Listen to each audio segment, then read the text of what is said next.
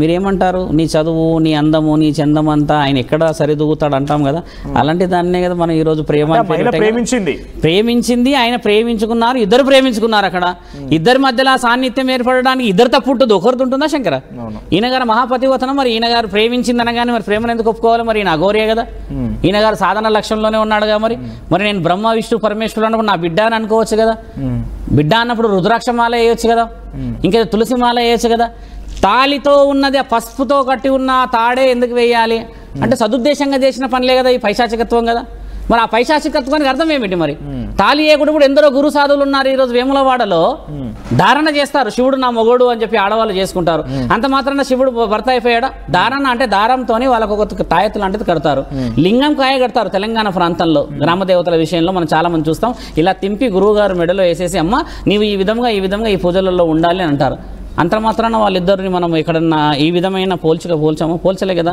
అఘోరి విషయంలో ఎందుకు పోల్చాలంటే అక్కడ పసుపుతాడు ఏర్పడింది కాబట్టి మరి అవగాహనతోని చేసిన ఆయనని అవగాహన లేకుండా ఒక అడ్వకేట్ ఎలా వచ్చింది అనడం ఎంతవరకు న్యాయం సానుభూతిగా వచ్చింది మంచి మర్యాద వచ్చింది మాటతో ఉన్నది అని చెప్పి ఆ అమ్మాయి ఓపెన్ గా చెప్పింది దానికి ఈయన భర్త అని ఈయన గారు చేసిన తర్వాత ఆయన ఒప్పుకోక తప్పదు సాధన కోసం అని చెప్పి బలవంతం ఏం కాదు ఇట్ ఇస్ మెచ్యూర్ డిస్కషన్ ఇద్దరుగా మెచ్యూర్ డిస్కషన్ వచ్చింది జరిగినప్పుడు ఇన్ని రోజులుగా తను ఇప్పుడు వచ్చి బయటికి మాట్లాడుతుంది ఇన్ని రోజులు ఏంటంటే ఎప్పుడు జరిగింది వివాహం ఇన్ని రోజులు అనేది వర్షినికి అమ్మాయికి తల్లి కూతుళ్ళ బంధమేగా మీరందరూ లైవ్ గా పెట్టింది కదా ఏ రోజైతే తల్లి కూతుళ్ళం కాదు మేమిద్దరం భార్యాభర్తలము మేము ఈ విధంగా పెళ్లి చేసుకుంటాము ఈయన మొగోడే కాబట్టి నా మొగోడు అన్నాక ఆ అమ్మాయి బయటకు వచ్చింది దెర్ ఇస్ ఎవిడెంట్ టాక్ కదా ఎల్లూరు శ్రీనివాస్ స్నేహితుడు అనుకుని అంత వేసిండొచ్చు కదా అలా వేసిన తర్వాత ఇప్పుడు ఎల్లూరు శ్రీనివాస్ అనేది ఏమి దానికి నా కార్ రిపేరింగ్ కాదు నేను ఇలా చేయలేదు నేను అలా చేయలేను అని అంటే 3 లక్షల విషయం ఒక స్త్రీ వచ్చేసి ఆయన దగ్గర ఇప్పుడు ఏమున్నదని చెప్పేసి అడగడానికి ముందుకు వచ్చింది వర్షిని వచ్చిన తర్వాతనే వచ్చింది కదా అంత ముందుకు రాలేదు కదా స్వామి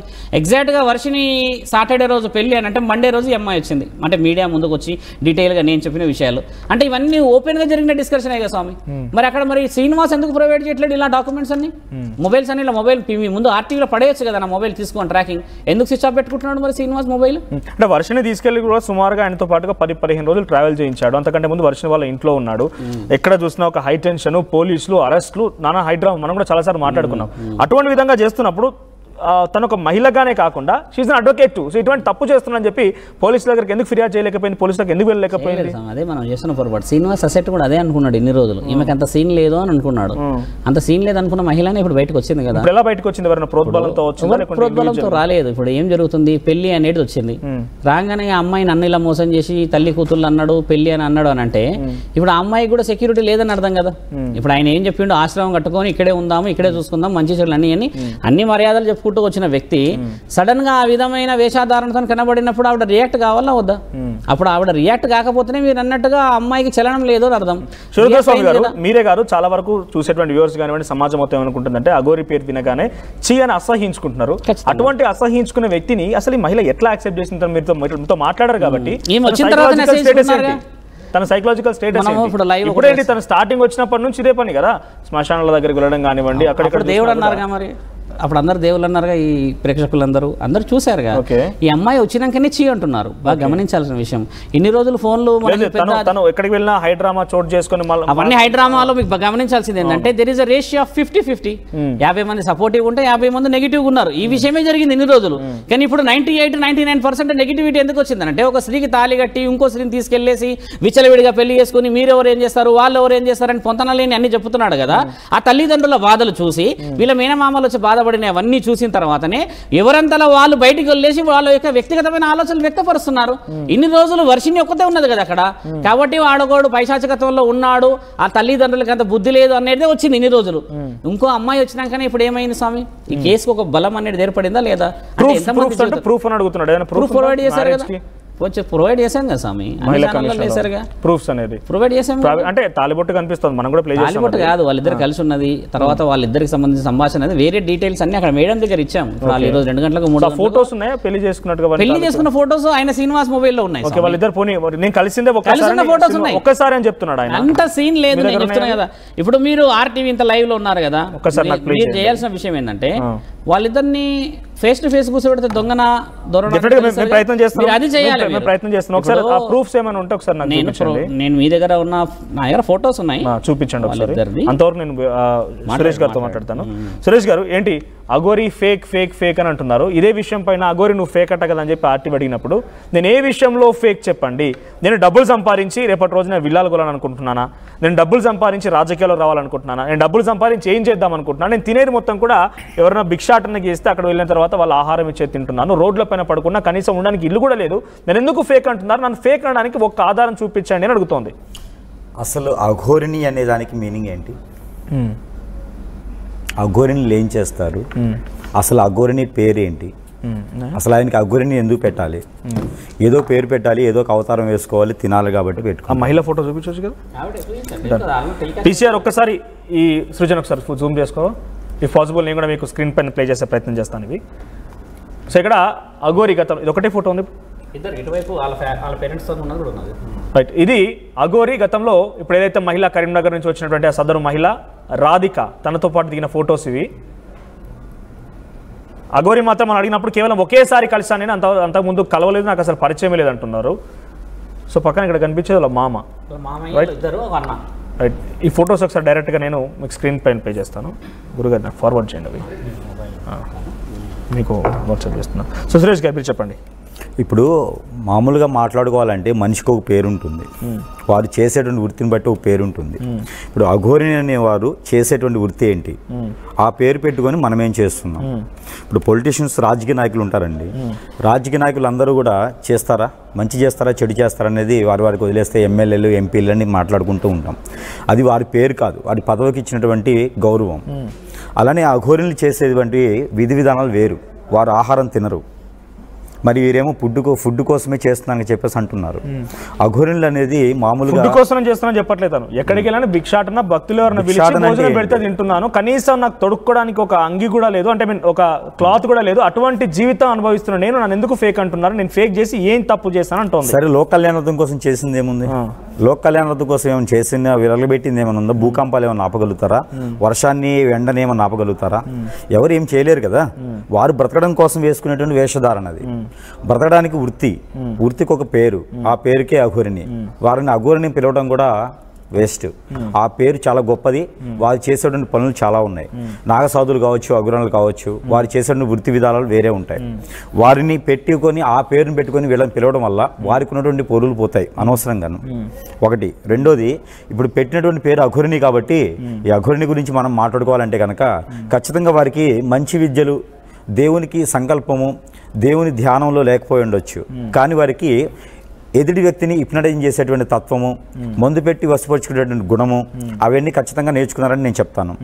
కొన్ని ఇప్పటికి కూడా మనకి కోస్ట్ ఏరియాస్లో కొన్ని రాష్ట్రాల్లో ఈ రోజుకి కూడా మనకి కొన్ని విలేజెస్లో కూడా ఈ రోజు మందు పెట్టడం, హిప్నటిజం, బ్లాక్ మ్యాజిక్, చేతబడులు. మాట్లాడదాం అసలు ఏంది, తన ఏం శక్తులు పెంచుకోవాలనుకుంటుంది, నిజంగా ఏందని మాట్లాడదాం. అంతకంటే ముందు తను ఏం ఆస్తులు కూడబెట్టలేదు, అసలు నాకు ఏముందని మనం ఫేక్ అంటున్నారు. దేశాలు పట్టుకొని తిరుగుతున్నాను నేను ఎక్కడికి వెళ్ళినా స్వామి సేవలో ఉన్నాను, అంతా కూడా ఏకంగా నా ఇండివిజువాలిటీనే శివునికి త్యాగం చేశానని చెప్తోంది. ఒకసారి డాక్యుమెంట్లో కూడా శివుడు చెప్పాడు కాబట్టి నేను పూర్తిగా అంటే ఈ ట్రాన్స్ ఒక అమ్మాయిగా మారిపోయానని చెప్పి దీంట్లో కూడా మెన్షన్ చేస్తుంది, ఫీమేల్గా మారాలనుకుంటున్నానని చెప్పి.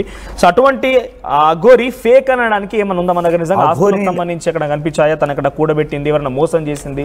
ముఖ్యంగా అఘోరిని అయితే ఎవరైతే ఉన్నారో వారు స్వతహాగా ఆడవారైనా, స్త్రీలైనా, పురుషులైనా ఆ వారు ఎలా అయితే పుట్టి ఉంటారో అలానే అఘోరిలుగా మారుతారు. ఇలా ట్రాన్స్జెండర్గా ఆపరేషన్ చేయించుకొని మరీ అఘోరిలుగా మారాల్సిన అవసరం లేదు. వాళ్ళ ఫీలింగ్స్ ఎక్కడికి మారవు.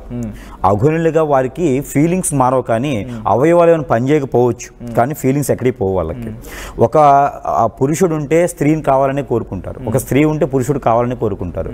ఇలాంటి ట్రాన్స్జెండర్స్ అయితే అది నిజంగా అఘోరినిలాగా ఆ శక్తియుక్తులకు పెట్టి వెళ్ళేవారు, ఆ విద్య నేర్చుకోవాలని వెళ్ళేవారైతే ఖచ్చితంగా వారికి ఉన్నటువంటి విధానానికి అలాంటి ఆశలు, కోరికలు, విధానాలు ఉండవు. ఆ కార్లు కూడా అవి ఉండవు. పడవలు, షిప్పులు, బిజినెసెస్, కొన్ని రాష్ట్రాల్లో హోటల్స్ కూడా ఉన్నటువంటి విధానాలు మనకు కనిపిస్తూ ఉన్నాయి. వీరికి కొన్ని మాధ్యాలు కూడా మనకు చూపిస్తూనే ఉన్నారు. వీరికి డబ్బు కోసం చేస్తున్నారు. ఇంకొకటి ఏంటంటే కొంతమందికి ఈ అఘోరిని అని పేరు పెట్టుకుని ఈవిడ ఎవరైతే అలియాస్ శ్రీనివాస్ ఉన్నారో బినామీ అని కూడా చెప్పొచ్చు.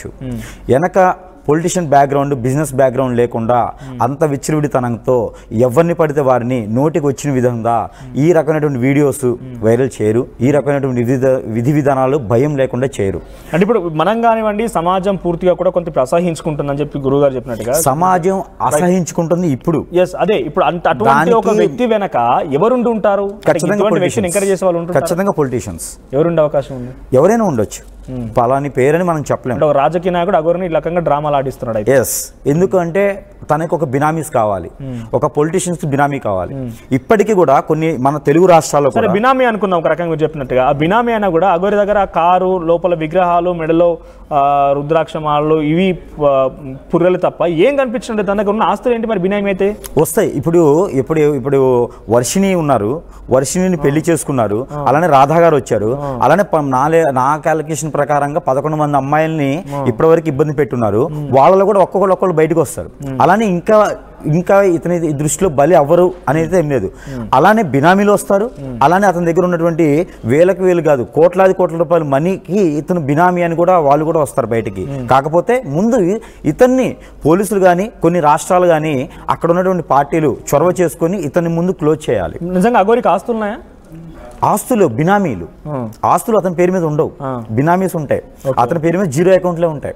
బినామీస్ ఆస్తులు అయితే ఖచ్చితంగా ఉన్నాయి. సార్ మీ అనుమానం ఏంటి? ఎన్ని కోట్ల ఆస్తులు ఉండే అవకాశం? వేల కోట్లు ఉండొచ్చు, వేల కోట్లు ఉండొచ్చు. బినామీ అంటే ఒక భోజనం చేసే అగోరికి వేల కోట్ల ఆస్తికి బినామీ. ఆ బినామీ స్వామి ఒకసారి భిక్షాటన ఎక్కడ చేశాడు శ్రీనివాస్? ఆయన చెప్తున్నమాట ప్రూఫ్ చెప్పండి. మీరు కూడా ఒక జర్నలిస్ట్ లాగా don't talk very simple words. భిక్షాటన ఉదయం 6 లోపు చేసే లైవ్ లో చేస్తున్న టైంలోనే చాలా సార్లు బయటికి భిక్షాటన ఎక్కడ చేశాడు స్వామి? ఆయన చాలా మీద రోడ్డు నాగ సాధువులు అఘోరాలు భిక్షాటన చేసేటానికి ఒక అర్హత మార్నింగ్ నుంచి 6 గంటల లోపే చేయాలి, 7 కడపలే చేయాలి. 7వ కడప దాటడానికి లేదు. ఆ శ్రీనివాస్ చెప్తున్నా, ఎల్లూరు శ్రీనివాస్ కి నీకంటే తెలీదు. సాధు సంతులు, అఘోర పురుషులు, నాగ సాధువులు శాస్త్ర గ్రంథాలను రాసిన వాళ్ళు అక్కడ బతికిలేరా కాశీలో? వాడు చెప్పినదే నువ్వు జస్టిస్ ఎలా మాట్లాడతావు శంకరా? 7 కడపలే భిక్షాటన చేయాలి, అఘోరా పురాణంలో రాసుంది. అంతకు మించి భిక్షాటన చేసేది ఉందా అని చూపించండి. సాధు సత్పురుషులను నేను ఇప్పుడు లైన్ లో తీసుకుంటా. మీరు పెద్ద పెద్ద వ్యక్తులు లైన్ లో తీసుకోండి. ఒక ఆయన వచ్చాడు, భిక్షాటన ఇలా చేయాలంట అని చెప్పాడు కదా. 6 తర్వాత ఏ కడపలోకి వెళ్ళొద్దు సాధువులు రాసింది కదా, మీరు కనుక్కోండి, గూగుల్ చేస్తుండండి. మీరు చెప్తున్న ప్రకారంగా ఇదే అఘోరు మరి రోడ్ల మీకు వచ్చి తిరగొచ్చా? తిరగడానికి అర్హత లేదనే కదా నేను సంవత్సరం నుంచి గతంలో మాట్లాడన్నారు కదా తనతో పాటు. మీకేమనిపించినప్పుడు మీరు నమ్మారా? మరి ఆయన నమ్మడం కాదు శంకర, నమ్మితే నేను ఇప్పుడు మీరు అన్నట్టుగా నేను కూడా గతంలో మీరు కూడా మాట్లాడారన్నారు కదా. నాకు ఫోన్ చేసి ఏమన్నాడు, స్వామి ఇలా కాదు, నా ఇష్ట ప్రకారం కాదు, ఆ అమ్మాయి ఇష్ట ప్రకారంగా వచ్చినందుకు సాధన ఇస్తా అంటే, సాధన ఎక్కడ ఇస్తావు అడిగా నేను. ఒక క్షేత్రంలో ఇయ్యాలి కదా, కార్లో ఇస్తావా శ్రీనివాస్ అని అంటే, లేదు స్వామి ఒక దగ్గర ఉండాలి అని అనుకుంటున్నా అంటున్నాడు. ఆయన విషయాలంతా జస్టిఫికేషన్ గా మీరు అడుగుతున్నారు కదా స్వామి. ఒక మరి మీకేమనిపించింది? ఆయన అవాస్తవం స్వామి, అవాస్తవం. అప్పుడు కొట్టిపారేసి ఇదే సమాజానికి వచ్చి ఇలా జరిగిందని చెప్పాల్సి ఎందుకు చెప్పలేదు? నేను చెప్పలేదా? 1.5 years నుంచి నేను ఛానల్లో ఎన్ని ఇన్ఫర్మేషన్ చెప్పలేదు. మొదట వచ్చినప్పుడు వేషాధారణ శ్రీనివాస్ ఎలా చేశాడు అడగండి. అఘోరాలు ఇలానే వేషాధారణ వేయాలన్నప్పుడే వేషాధారణ చేశాడు. తర్వాత ముక్కుపుడుక పెట్టుకొచ్చాడు. ముక్కుపుడుక ఎక్కడి నుంచి పెట్టుకొచ్చాడు మీకు తెలుసా మిత్ర? ముక్కుపుడుక అర్థం ఏంటంటే, ఒక అఘోరా సాధకులు నాగ సాధువులు ఏం చేస్తారంటే, పురుషుడికైతేనేమో అంగస్తంభన కాకుండా నరాన్ని కర్రతోని 3 నిమిషాలు కొడతారు. జీవితం మొత్తం అంగస్తంభన కాదు ఇంకా వాళ్ళకి. అదే స్త్రీ అయితేనేమో ఇక్కడ ముక్కు పుడక పెడతారు. ముక్కు పుడక పెట్టి ఆ నరాన్ని గట్టిగా ఒత్తితే ఈ స్మెల్ ద్వారానే స్త్రీకి కామం ఉంటుంది. కావాలంటే స్త్రీలు కూడా ఉన్నారు కదా, మీరు అడగండి. ఆ కామం అనేది అక్కడి నుంచి బంద్, అంటే మళ్ళీ రాదు, కామం రాదు స్త్రీకి. 2 రుజువులు ఉన్నాయి.